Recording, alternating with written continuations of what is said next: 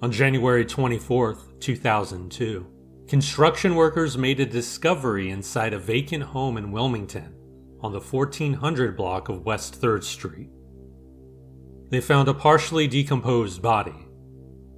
Investigators determined the victim was a black woman, believed to be between 20 and 40 years old. She was about 5'3". Authorities could not determine when or how she died. Detectives, along with the Delaware Division of Forensic Sciences, found no clear signs of foul play. When she was discovered, she was wearing a gray long-sleeve Ralph Lauren shirt with a Polo Jeans logo on the sleeve. She also wore black Results brand denim jeans and size 4 Timberland boots. A forensic dentist and a local artist later worked together to create a composite image of her face. On December 9, 2013, 17-year-old Lamar Wilmer was at home with his family in Wilmington.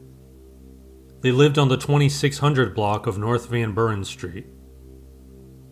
That night, 2 young men knocked on the front door. They asked for Mar. Lamar's mother told him there were people outside for him. He said he knew them. He then stepped outside to talk. As they stood there, 2 more young men walked up and joined the conversation. They talked for a few minutes. One of the men pulled out a handgun and shot Lamar.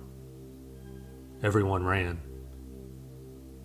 Lamar managed to get back inside his home, but he collapsed in the living room. He died there. Damond Emory was last seen in Wilmington in the early morning hours of February 27, 1996. A friend dropped him off in front of his home on the 400 block of East 10th Street. It was sometime between 2 and 4 a.m.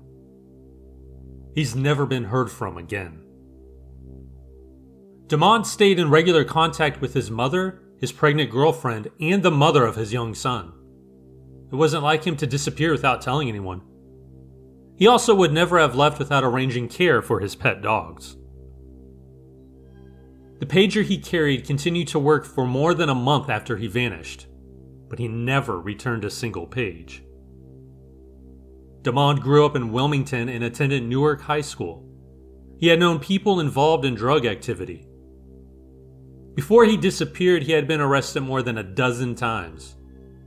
His convictions included drug possession, assault, criminal mischief, and weapons violations. But his mother said he had been trying to turn his life around. He was looking for a job, trying to do better. It's still unclear whether drugs played any role in his disappearance. His case remains unsolved.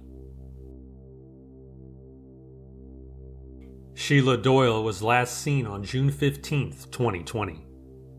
It was around 1 p.m. at her summer home in the Salt Pond subdivision of Bethany Beach, Delaware.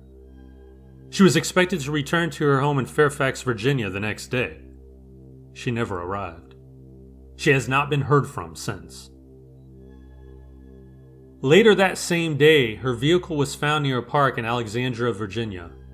It was a black 2020 Buick Enclave with Virginia license plate UKZ7235. Investigators believe Sheila was murdered by her 35-year-old son, Brian Doyle. He was the last known person to see her alive. 2 days later, on June 17th, Brian was found dead. Authorities have not publicly released how he died or where his body was discovered. The day before his death, Brian had driven to several locations across Delaware. Those stops included Prime Hook Road near Milton, Route 113 in Milford, and 2 areas north of Newark, Middle Run Valley Nature Area and White Clay Creek State Park. Investigators also say an 8x10 foot rug is missing from Sheila's Bethany Beach home. The rug has a white pattern of leaves and stems. Police in both Delaware and Virginia continue to investigate. Mary Dietz was last seen at her home on Lantern Avenue in Selbyville, Delaware.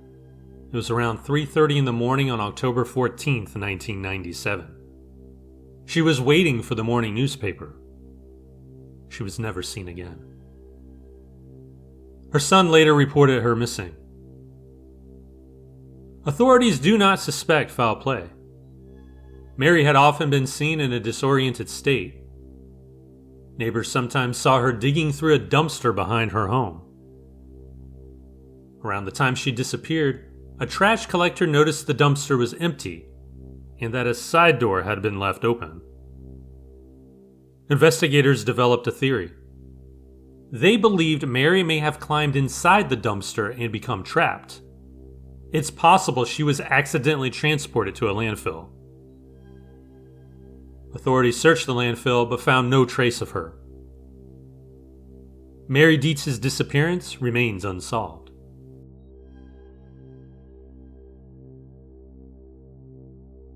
Lynn Sherwood Deibert was last seen off the coast of Lewes, Delaware on February 4, 2007.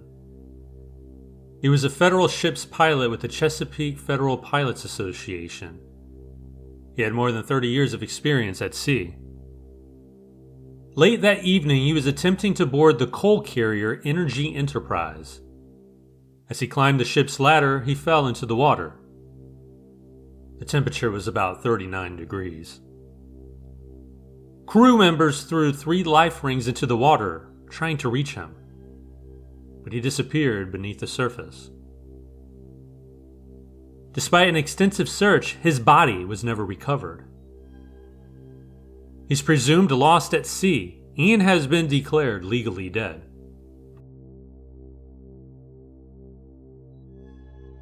John J. Ashley Jr. was last seen on December 14, 1971.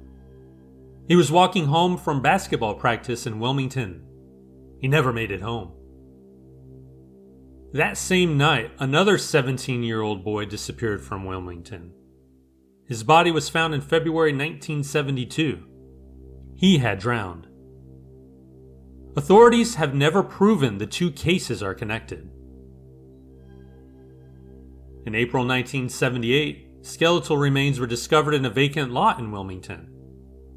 At first, investigators believed the remains might belong to Ashley. The unidentified man had a pelvic deformity similar to his. However, DNA testing later confirmed they were not the same person. John J. Ashley Jr. remains missing. Few details are available in his case.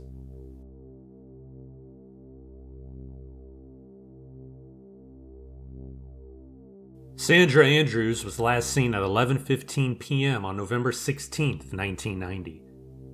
She had just finished her shift at the Methodist Manor Home in Seaford. She has not been heard from since. Around 4 a.m. the next morning, her car was found. It was a white or beige 1985 Mercury Cougar with a brown top. The vehicle was parked behind a storage building on the east side of northbound Route 13, just north of Seaford. Her purse and other belongings were scattered near the driver's side door.